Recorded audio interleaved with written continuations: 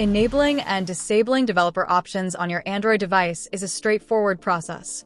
Follow these steps to unlock advanced settings and take control of your phone's functionalities. If you're new to this channel, my name is Rachel and it's all about easy how-to-tech guides, so make sure you click that subscribe button so you don't miss out on upcoming videos. Open the Settings menu on your Android device. Scroll down and tap on About Phone.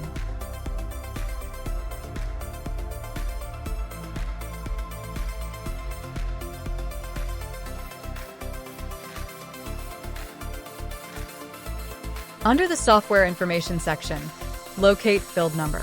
If you cannot find it, use the search bar in the Settings menu and type build number to locate it. Tap on build number 7 times. You will see a notification confirming that developer mode is now enabled. You are now in developer mode.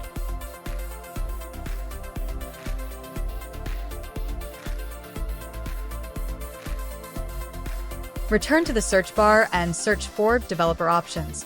Tap on it, and you will now have access to the advanced settings.